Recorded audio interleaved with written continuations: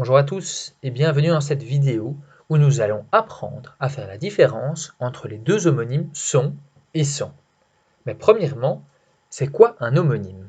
Deux homonymes sont deux mots qui ne s'écrivent pas de la même manière et pourtant, quand on les prononce, on entendra la même chose. Ainsi, si je dis son, vous ne savez pas s'il s'agit du son sans le T ou du son avec le T.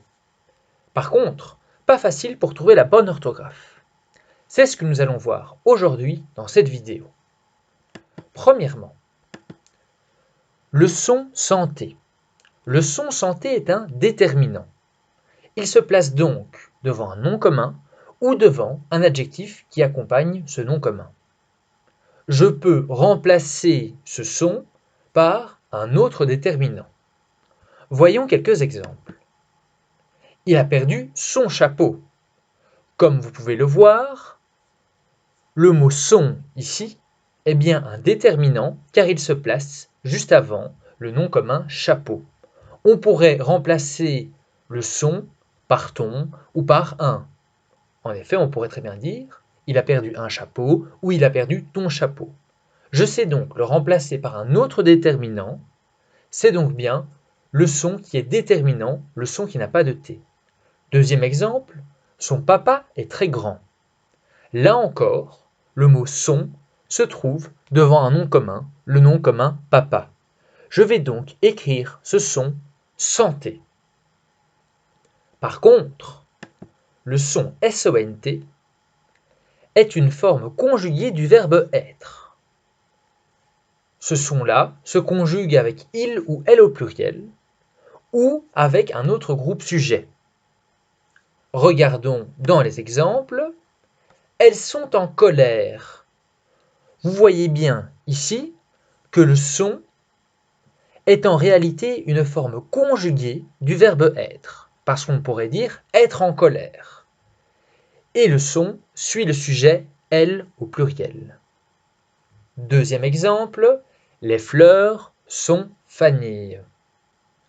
Ici encore, le son est une forme du verbe être, parce que on pourrait très bien dire être fané.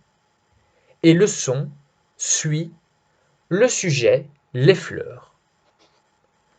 Petit exercice maintenant pour faire la différence entre ces deux sons. Alors, Édouard se promène avec son chien. À votre avis, est-ce le déterminant et donc vais-je mettre SON ou est-ce la forme conjuguée du verbe être et vais-je mettre SONT? Réfléchissez un petit peu. Je vous laisse quelques secondes.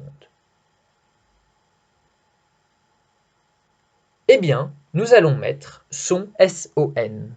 En effet, nous voyons bien que le petit espace qui est là se trouve devant le nom commun chien. Et qu'est-ce qui accompagne souvent un nom commun? Eh bien, c'est le déterminant. Donc, le son pour cette phrase-là, c'est le son SON, parce que c'est le son déterminant. Deuxième exemple, ces voitures sont rouges. Je vous laisse encore une fois quelques secondes pour réfléchir.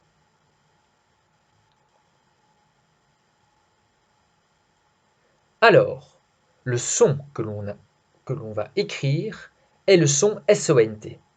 En effet, il s'agit du verbe être qui est conjugué à la troisième personne du pluriel.